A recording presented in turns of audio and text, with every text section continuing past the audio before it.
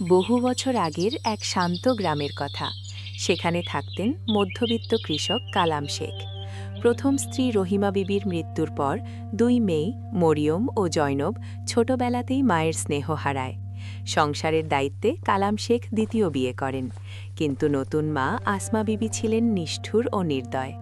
কালাম শেখ কাজের জন্য বাইরে গেলে সেই সুযোগে তিনি দুই বোনের ওপর অত্যাচার করতেন।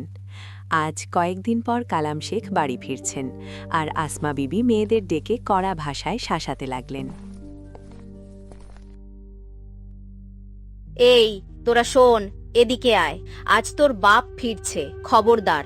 তার আগে যদি দেখি উঠোন ঠিকমতো ঝাড়ু দেওয়া হয়নি বা রান্নার জন্য কাঠ কাটা বাকি আছে, তাহলে হাড়গোড় ভেঙে দেব। তোরা জানিস তো, আমার মেজাজ খারাপ হলে আমি কাউকেই ছাড় দিই না। ঠিক আছে মা, আমরা এখনই সব গুছিয়ে ফেলছি, আমাদের উপর রাগ করবেন না। কিন্তু মা, আমাদের বড় খিদে পেয়েছে। কাল দুপুর থেকে পেটে কিছু পড়েনি। আজ কি এক মুঠো ভাত পাবো? কাজে ফাঁকি দিলে পেটে কিছু জুটবে না। আগে সব কাজ শেষ কর, সন্ধ্যায় দেখা যাবে। আর একটা কথা, তোর বাপ এলে যদি এসব নালিশ করিস, তবে তোদের এই গ্রাম থেকেই তাড়াবো। মনে রাখিস, এই বাড়িতে তোদের থাকার জায়গা আমার দয়াতেই আছে। ঠিক সেই মুহূর্তে বাইরে গরুর গাড়ির শব্দ শোনা গেল। কালাম শেখ বাড়ি ফিরেছেন। আসমা বিবি তড়িঘড়ি করে মুখের ভাব বদলে দরজার দিকে ছুটে গেলেন।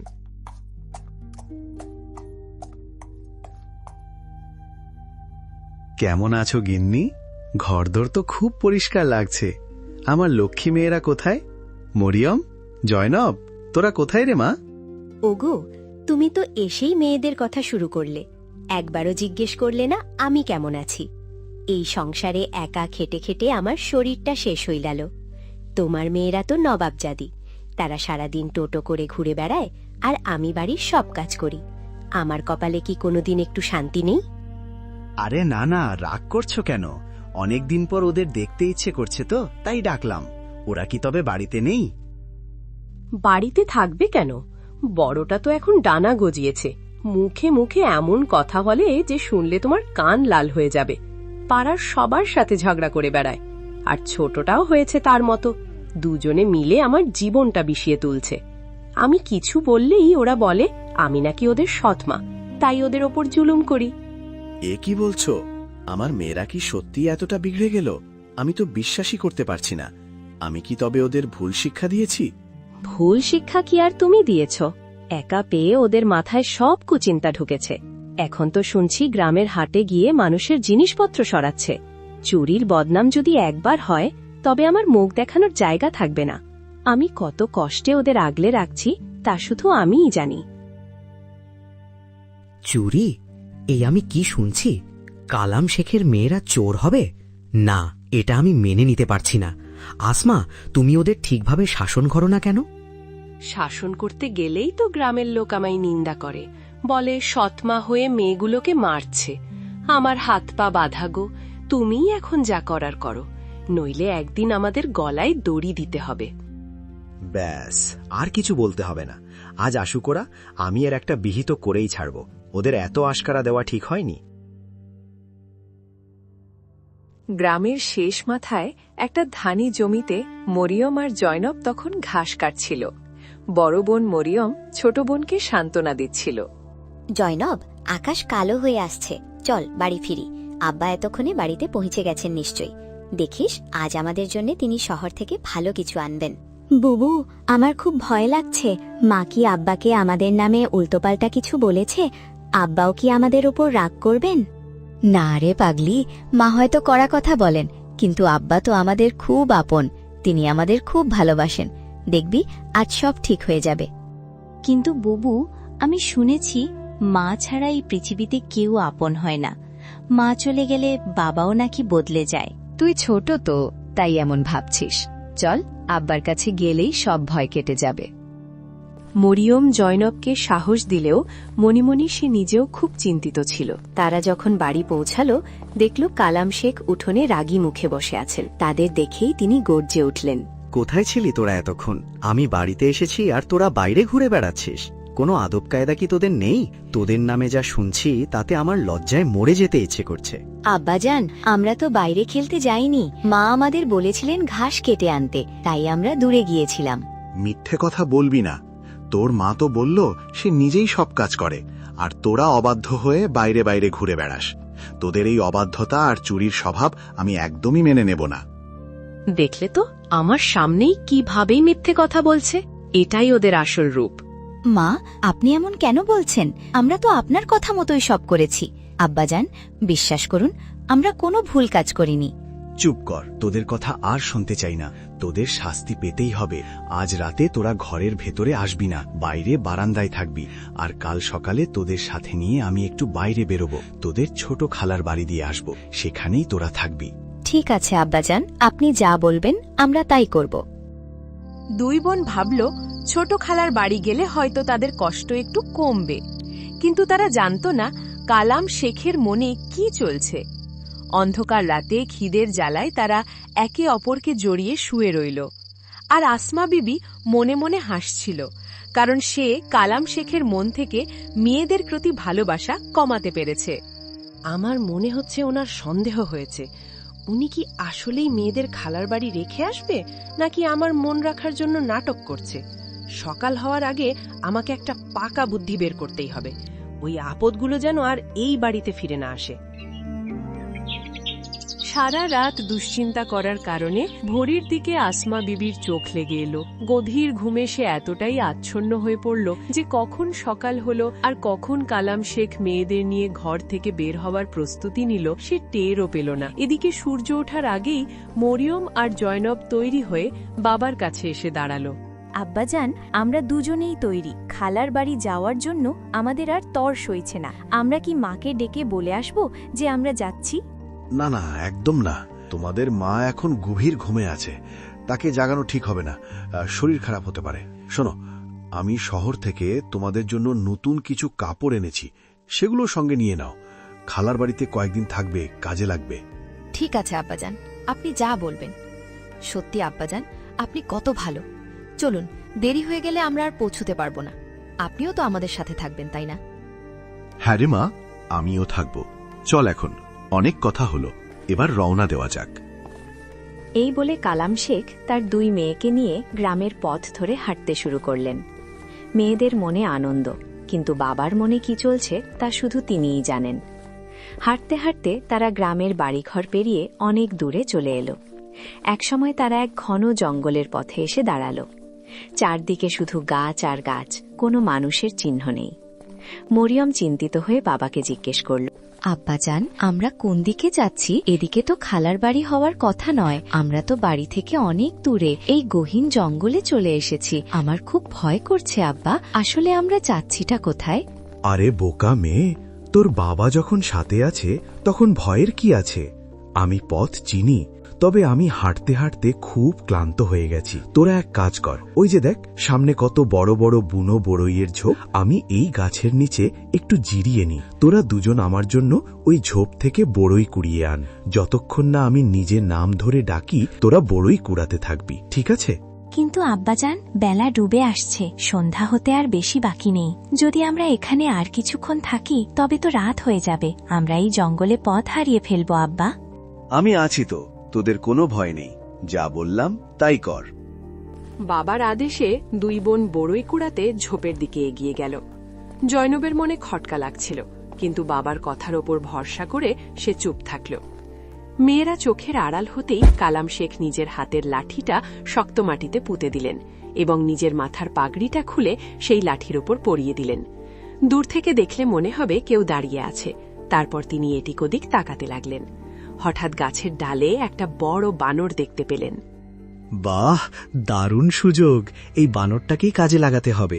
বানরের প্রিয় খাবার কলা, ওটা দিলেই কাজ হবে।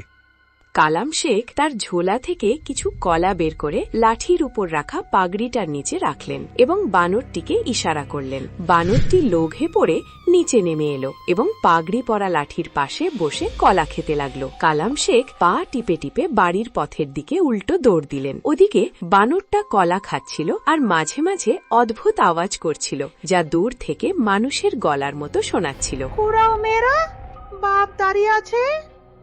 কুড়াও মেয়েরা, বাপ দাঁড়িয়ে আছে। শোন জয়নব, আব্বাজানের গলা শোনা যাচ্ছে। তিনি আমাদের আরো বড়ি কুড়াতে বলছেন। উনি যখন দাঁড়িয়েই আছেন, চল আমরা আরো কিছু কুড়িয়ে নিই। দুই বোন অনেকক্ষণ ধরে বড়ই কুড়াতে থাকল। ওদিকে বানরটার কলা খাওয়া শেষ হয়ে গেল। শেষ কলার খোসাটা হাত থেকে পড়ে যেতেই বানরটা চুপ হয়ে গেল এবং সেখান থেকে সরে গেল। এবার জয়নব খেয়াল করল যে আব্বাজানের আর কোনো সাড়া শব্দ নেই। জয়নব রে, আব্বাজানের গলা তো আর শোনা যাচ্ছে না। মনে হয় তিনি আমাদের ফিরে যেতে বলছেন। চল এবার আব্বাজানের কাছে যাই, বড্ড দেরি হয়ে গেছে। হ্যাঁ বুবু, চল। এখন তো রাত হয়ে আসছে, ঝিঁঝি পোকা ডাকছে, আমার খুব ভয় করছে। দুই বোন আঁচল ভর্তি বড়ই নিয়ে দৌড়ে সেই গাছের নিচে ফিরে এলো, কিন্তু সেখানে গিয়ে তারা যা দেখল তাতে তাদের পায়ের তলার মাটি সরে গেল। তারা দেখল বাবার লাঠির ওপর শুধু পাগড়িটা ঝোলানো, আর পাশে একটা বানর বসে আছে। তাদের বাবা সেখানে নেই। বানরটিকে দেখে তারা বুঝতে পারল এতক্ষণ এই প্রাণীটি শব্দ করছিল। মরিয়ম বুবু, তুমি ঠিকই বলেছিলে। আমাদের আব্বাজান আমাদের খালার বাড়ি নেওয়ার নাম করে এই গভীর জঙ্গলে ফেলে যেতে এসেছিলেন। তিনি আমাদের ফেলে চলে গেছেন বুবু। এখন আমরা এই জঙ্গলে কি করব? কোথায় যাব? জয়নব, আমার আগেই সন্দেহ হয়েছিল, কিন্তু এখন কেঁদে কোনো লাভ নেই। কান্না দিয়ে তো আর আমরা এই জঙ্গল থেকে বেরোতে পারবো না। এখন আমাদের নিজেদেরই একে অপরকে বাঁচাতে হবে। চল রাত কাটানোর জন্য কোনো নিরাপদ জায়গা খুঁজি। কোনো রাজপুত্র ঘোড়ায় চড়ে আমাদের বাঁচাতে আসবে না, আমাদেরই পথ খুঁজে নিতে হবে। दोनों बहनें अंधेरे में एक दूसरे का हाथ पकड़कर चलने लगीं। হাঁটতে হাঁটতে তারা জঙ্গলের ভেতরে একটি পুরনো ভাঙাচোরা কুড়ে ঘরের সামনে এসে দাঁড়ালো। ঘরটি দেখে তারা অবাক হলো। আরে দেখ জয়নব, এখানে একটা মাটির চুলাও আছে। মনে হয় এখানে কেউ থাকে বা আগে থাকতো। চল ভেতরে গিয়ে দেখি। না বুবু, এভাবে অচেনা ঘরে ঢোকা ঠিক হবে না। যদি ভেতরে কোনো বিপদ থাকে, আমার খুব ভয় লাগছে। কিন্তু জয়নব, তুই বল, আমরা কি এই খোলা জঙ্গলে বাঘ ভাল্লুকের মুখে রাত কাটাবো? তার চেয়ে এই ঘরটা অনেক নিরাপদ। চল না, সাহস করে ভেতরে গিয়ে দেখি। হয়তো ওপরওয়ালা আমাদের জন্য কোনো ছাদ জুটিয়ে রেখেছেন। যদি থাকার জন্য কিছু না পাই, তবে বাইরের হিংস্র জানোয়াররা আমাদের ছিঁড়ে খেয়ে ফেলবে। তুমি ঠিকই বলেছ বুবু, ভয় তো খুব লাগছে, কিন্তু একটু ঝুঁকি তো নিতেই হবে, নইলে আমরা সারা রাত এই অন্ধকার জঙ্গলেই ঘুরপাক খাবো। চল বুবু, সাহস করে গিয়ে দেখেই নি, হয়তো ভেতরে আমরা কোনো আশ্রয় পেয়ে যাব। এই বলে দুই বোন সাহস সঞ্চয় করে কুড়ে ঘরটির ভেতরে ঢুকল। ভেতরে ঢুকে তারা দেখল ঘরটি সম্পূর্ণ খালি, কেউ নেই। তবে এক কোণে কিছু খড় বিছানো আছে। এটা দেখে তারা স্বস্তির নিঃশ্বাস ফেলল। সেই রাতে তারা ওই কুড়ে ঘরেই একে অপরকে জড়িয়ে ধরে ঘুমালো। এভাবেই সময় কেটে যেতে লাগল। দুই বোন জঙ্গল থেকে ফল সংগ্রহ করত, সেই ফল বাজারে নিয়ে গিয়ে বিক্রি করত। যা আয় হতো তা দিয়ে নিজেদের দরকারি জিনিস কিনত, আর রাত হলেই কুড়ে ঘরে ফিরে আসত। সাদামাটা হলেও তাদের জীবন শান্তিতে চলছিল।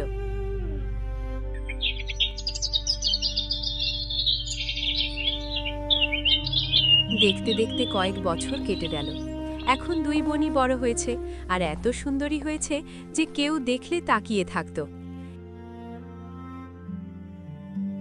একদিন সকালে বাইরে বের হওয়ার সময় জয়নব মরিয়নকে বলছিল, আপা, আজ আমি জঙ্গলের একটু দূরে যাচ্ছি, কিছু তাজা ফল আনব, যাতে বাজারে ভালো দাম পাওয়া যায়। কিন্তু জয়নব, আজ তো আমাকেও বাজারে যেতে হতো, আর ফেরার পথে বাড়ির রেশনও আনতে হতো। আমি কালই কিছু ফল পেড়ে রেখেছিলাম, ওগুলো নষ্ট হয়ে যাবে। আপা, আমার তো তুমি ছাড়া আর কেউ নেই। যখন আমি বাড়ি এসে তোমাকে ঘরে পাই না, তখন বুকটা কেঁপে ওঠে, খুব ভয় লাগে। আমি চারদিকে তোমাকে খুঁজতে থাকি। ভাবতেই পারি না, যদি একদিন তোমাকে হারাই, আমি একা কিভাবে বাঁচব। আরে পাগলি, এমন কথা ভাবিস কেন? আমারও তো তুই ছাড়া আর কেউ নেই। আমি তোকে ছেড়ে কোথাও যাব বলতো? আর যদি কখনো দূরে যেতেও হয়, তোকে বলেই যাব, কথা দিলাম। কিন্তু যদি কখনো এমন হয়, আমি তোর জন্য কিছু চিহ্ন রেখে যাব, এমন চিহ্ন যা আমাকে তোর কাছে পৌঁছে দেবে। যাক, এসব কথা পরে হবে, ঠিক আছে? এখন তুই কালকের জন্য ফল পেড়ে নিয়ে আয়, ঠিক আছে? এই কথা বলে জাইনাব ফলের ঝুড়ি নিয়ে জঙ্গলের ভেতরের দিকে রওনা হলো। তারা দুই বোন এত সুন্দরী ছিল যে যখন সে বাইরে বের হতো তখন একটা চাদর দিয়ে নিজের মুখ ঢেকে রাখত, যাতে কেউ তার দিকে ভুল নজরে না তাকায়। সেদিন ভাগ্যের খেলায় সেই রাজ্যের বাদশা জঙ্গলে শিকারে বের হয়েছিলেন।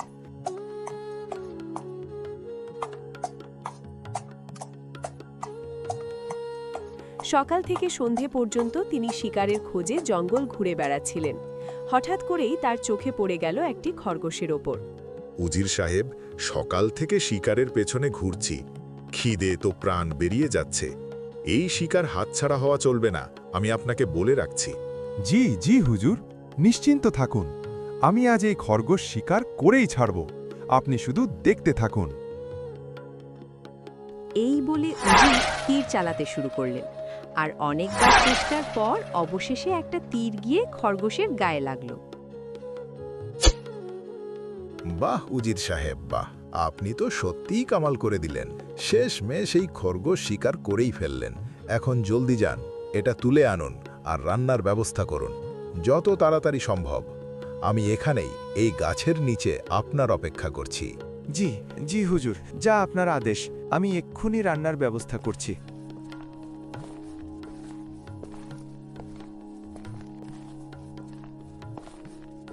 উজির আর দেরি না করে খরগোশটা তুলে নিলেন। তারপর আগুন জ্বালানোর জন্য জঙ্গলের ভেতরে খুঁজতে লাগলেন। এখানে জঙ্গলে আগুন কোথা থেকে পাবো? কোথা থেকে রাঁধবো আমি এই খরগোশ? এ তো অসম্ভব। তখনই উজির দেখলেন যে এক কুঁড়ে ঘরের বাঁশ থেকে ধোঁয়া বেরোচ্ছে। তিনি কাছে গিয়ে দেখলেন এক সুন্দরী তরুণী সেখানে একা বসে রান্না করছে।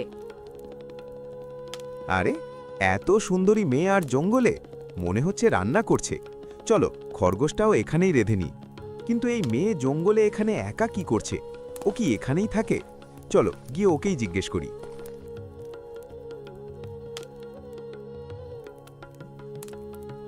আপনি কে?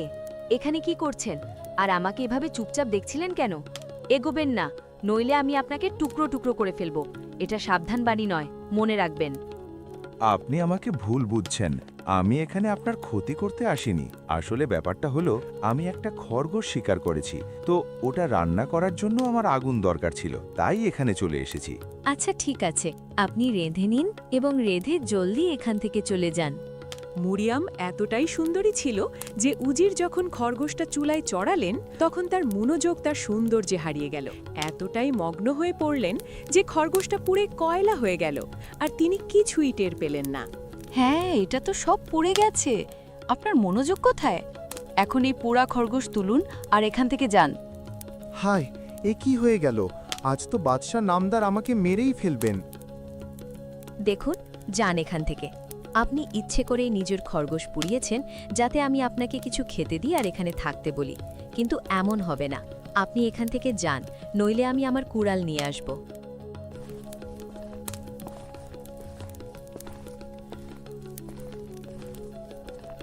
ওদিকে বাদশাও খরগোশের অপেক্ষায় ছিলেন। উজিরকে ফিরতে দেখে তিনি বললেন, উজির সাহেব, একটা খরগোশ রান্না করতে এত দেরি হলো কেন? আমার খুব খিদে পেয়েছে। খরগোশ কোথায়? উজির হাঁটু গেড়ে বসে কাঁপতে কাঁপতে বললেন, হুজুর, আমাকে মাফ করে দিন, এটা ইচ্ছে করে হয়নি। জেনে বা অজান্তে আমার ভুল হয়ে গেছে। সে এত সুন্দরী ছিল যে তাকে দেখে আমি সবকিছু ভুলে গিয়েছিলাম। কে এত সুন্দরী ছিল? কার কথা বলছো? আমাকে খুলে বলো। আর খরগোশ কোথায়? হুজুর, সে এখানে এক কুঁড়ে ঘরে থাকে। হুজুর, আপনি তাকে দেখলে খরগোশ কি সব কিছুই ভুলে যাবেন। আসুন, আমি আপনাকে সেই কুঁড়ে ঘরেই নিয়ে যাই। দেখলেই বুঝতে পারবেন কেন আমি দুনিয়া ভুলে বসেছিলাম। ওহ, তাই নাকি? আমাদের রানীরা তো এই রাজ্যের সবচেয়ে সুন্দরী, আর তুমি বলছো একজন দাসীকে দেখে তুমি সব ভুলে গেছো? বেশ, চলো, আমিও দেখতে চাই সে সৌন্দর্য কতটা অসাধারণ। এরপর বাদশা আর উজির দুজনেই সেই কুঁড়ে ঘরের দিকে এগিয়ে গেলেন। সেখানে মরিয়ম বসে রান্না করছিল। বাদশার চোখ যখন মরিয়মের উপর পড়ল, তিনি যেন মুহূর্তেই হতভম্ব হয়ে গেলেন। জীবনে তিনি এমন সৌন্দর্য আগে কখনো দেখেননি।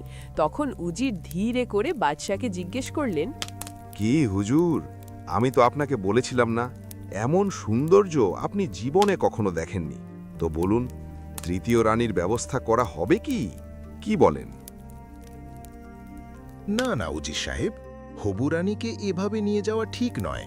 আমরা আমাদের সুন্দরী রানীকে পালকিতে করে নিয়ে যাব। এখন চলো এখান থেকে, কাল আমরা আমাদের রানীকে নিতে পালকি নিয়ে আসব। এভাবেই বাদশাহ আর উজির দুজনেই সেখান থেকে চুপচাপ চলে গেলেন। মরিয়ম বুঝতেই পারল না যে কেউ তাকে লুকিয়ে দেখছিল। পরের দিন সকালে দুই বোন নিজেদের মধ্যে কথা বলতে লাগলো। তখন মরিয়ম জয়নবকে বলল, শোন তো, কাল এক লোক একটা খরগোশ নিয়ে এসেছিল। পাগলটার মনোযোগ এতটাই সরে গিয়েছিল যে পুরো খরগোশটাই পুড়ে গেল। বেচারা হয়তো ওই পোড়া খরগোশটাই খেয়েছে।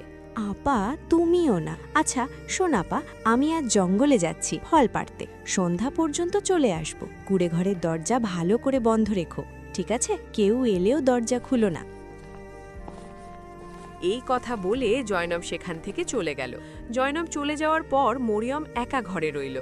হঠাৎ সে ঘোড়ার খুরের শব্দ শুনতে পেল। কি হচ্ছে দেখার জন্য সে কুড়ে ঘর থেকে বাইরে এলো। সামনে যা দেখল তাতে সে অবাক হয়ে গেল। তার দরজার সামনে এসে থেমেছে রাজকীয় ঘোড়সওয়ার। তখনই মরিয়ম বুঝে গেল তার বরাত নিজেই তার কাছে এসে পৌঁছেছে। ঠিক তখনই উজির তার কাছে এসে বলল, আমি রাজগড়ের বাদশাহ আসাদ খানের উজির। আমাদের বাদশাহ আপনার সৌন্দর্য ও চরিত্রে মুগ্ধ হয়েছেন। তিনি আপনাকে সম্মানের সঙ্গে নিজের জীবনসঙ্গী করতে চান। আপনি কি এই প্রস্তাবে রাজি আছেন? মরিয়ম যখন এটা শুনল তখন তার বিশ্বাসই হলো না যে মেয়েকে তার বাবা আবর্জনা ভেবে জঙ্গলে ফেলে দিয়েছিল সেই মেয়েটির বিয়ে বাদশাহের সাথে হতে যাচ্ছে। এটা ভেবে মরিয়মের চোখ ভরে এলো এবং সে সাথে সাথে রাজি হয়ে গেল। আমি এই বিয়েতে রাজি আছি। আপনি একটু অপেক্ষা করুন, আমি ভেতর থেকে আমার পুটলি নিয়ে আসছি। মরিয়ম ধীরে ধীরে কুড়ে ঘরের ভেতরে ঢুকল। তারপর সে মুঠো ভরে সরিষার বীজ তুলে নিল। বাইরে বেরিয়ে সে যে পথে হাঁটছিল সেই পথে আস্তে আস্তে বীজ ছড়াতে লাগল। এরপর মরিয়ম নীরবে সেই কুড়ে ঘর ছেড়ে চলে গেল। কিছুক্ষণ পর জয়নব সেখানে এসে পৌঁছালো। কুড়ে ঘরের ভেতরে ঢুকে এসে দেখল সেখানে কেউ নেই। বুকের ভেতর তার দুশ্চিন্তা বাড়তে লাগল। সে চারদিকে তাকিয়ে ব্যাকুল হয়ে নিজের বোনকে খুঁজতে শুরু করল। আপা কোথায় চলে গেল? আমার ভয় ছিল, আর সেটাই হলো। আপা এখন কোথায়? আমাকে ছেড়ে কোথায় চলে গেল?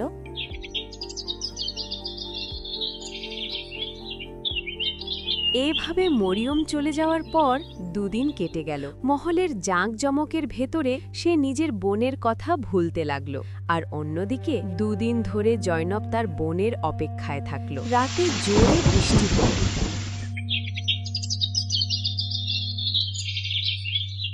কিন্তু সকালে উঠে সে দেখল মাটির ওপর সরিষা গাছের এক লম্বা সারি তৈরি হয়েছে। তা দেখে সে বুঝে গেল আমার বোন আমাকে এখানে ফেলে যায়নি। সে আমার জন্য চিহ্ন রেখে গেছে, যাতে আমি এই ফুলগুলোর পথ ধরে তার কাছে পৌঁছাতে পারি। হে ওপরওয়ালা, আমাকে আমার বোনের সঙ্গে মিলিয়ে দাও। এই কথা বলে জয়নব ফুলের তৈরি পথে হাঁটতে লাগলো। হাঁটতে হাঁটতে সে অনেক দূরে পৌঁছে গেল। শেষে দেখল এই পথ সরাসরি এক বাদশাহর মহলের দিকে যাচ্ছে। মহলের ফটকে পৌঁছাতেই প্রহরীরা তাকে আটকাতে চাইল। ঠিক তখনই ওপরের বারান্দা থেকে মরিয়ম তার বোনকে দেখে ফেলল। সে দৌড়ে নিচে নেমে এসে জয়নবকে জড়িয়ে ধরে কান্নায় ভেঙে পড়ল। জয়নব, আমি জানতাম তুই আমার রেখে যাওয়া চিহ্ন ধরে ঠিক চলে আসবি। বোন আমার, তোকে ছাড়া এই রাজপ্রাসাদেও আমি একা ছিলাম। বাদশাহ সব কথা শুনে জয়নবকে রাজকীয় সম্মান দিলেন। তার বুদ্ধি আর সাহসে খুশি হয়ে উজির তাকে বিয়ের প্রস্তাব দিলেন। ধুমধাম করে তাতে বিয়ে হলো। যে দুই বোন একসময় জঙ্গলে কষ্টে দিন কাটাত, আজ তারা রাজ্যের রানী ও উজির পত্নী। কিন্তু অন্যদিকে সৎ মা আর কালাম শেখ তাদের খারাপ কাজের ফল পেল। দুই মেয়েকে জঙ্গলে ফেলে আসার পর থেকে তাদের জীবনে শুধু দুঃখ আর অভাব নেমে এলো। ব্যবসা নষ্ট হল, মানুষও তাদের এড়িয়ে চলল। শেষে তারা ভিক্ষা করতে বাধ্য হল।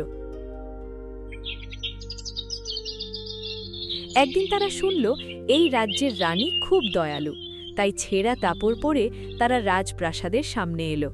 তখন মরিয়ম আর জয়নব গরিবদের দান করছিল। হঠাৎ ভিড়ের মধ্যে দাঁড়িয়ে থাকা দুই বৃদ্ধকে দেখে মরিয়ম থমকে গেল। তাদের মুখ তার খুব চেনা লাগল। সে জয়নবকে ইশারা করে বলল, জয়নব, দেখ তো ওদের চিনতে পারিস কিনা। জয়নব কাছে গিয়ে চমকে উঠল। এ তো তাদের সেই বাবা আর সৎমা। জয়নব মরিয়মকে বলল, আপা, এরা তো আমাদের সেই বাবা আর সৎমা যারা আমাদের আবর্জনা মনে করে জঙ্গলে ফেলে এসেছিল। মরিয়ম তখন প্রহরীদের দিয়ে তাদের ভেতরে ডাকল। কালাম শেখ আর সৎমা ভয়ে কাঁপছিল। তারা রানীকে চিনতে পারেনি। মরিয়ম সিংহাসন থেকে নেমে বলল, হে পথিক, তোমরা কি তোমাদের ফেলে আসা অতীতকে চিনতে পারছো? একটু ভালো করে তাকাও। আমরা সেই দুই মেয়ে যাদের তোমরা একদিন জঙ্গলে হিংস্র পশুর মুখে ফেলে গিয়েছিলে। কালাম শেখ মাথা তুলে ভালো করে তাকালো এবং লজ্জায় তার মাথা নিচু হয়ে গেল। সৎমা ভয়ে মাটিতে বসে পড়ল।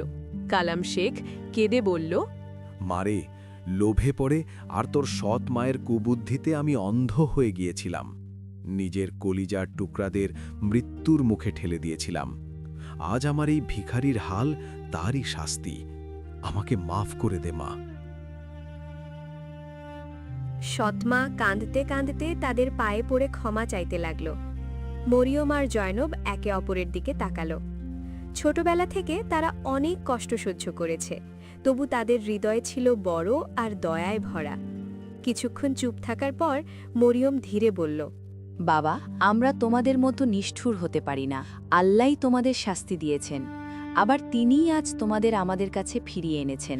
তবুও আমরা তোমাদের মাফ করে দিলাম, কারণ যদি তোমরা সেদিন আমাদের ফেলে না দিতে, তাহলে হয়তো আজ এই রাজপ্রাসাদের সম্মান পেতাম না, হয়তো সেই কুঁড়ে ঘরেই আমাদের জীবন কেটে যেত। এরপর মরিয়ম ও জয়নব তাদের বাবা ও সৎমাকে প্রাসাদের কাছে ভালোভাবে থাকার ব্যবস্থা করে দিল। কালাম শেখ আর তার স্ত্রী বাকি জীবন নিজেদের ভুলের জন্য অনুশোচনা করে, মেয়েদের সুখের জন্য দোয়া করতে করতে কাটিয়ে দিল। গ্রামের মানুষ তখন বুঝল, যাদের তারা একদিন বোঝা মনে করেছিল, তারাই আজ রাজ্যের গর্ব। আল্লাহ যাকে সম্মান দিতে চান, তাকে জঙ্গলের কাটা গাছের মাঝ থেকেও তুলে রাজ সিংহাসনে বসিয়ে দেন।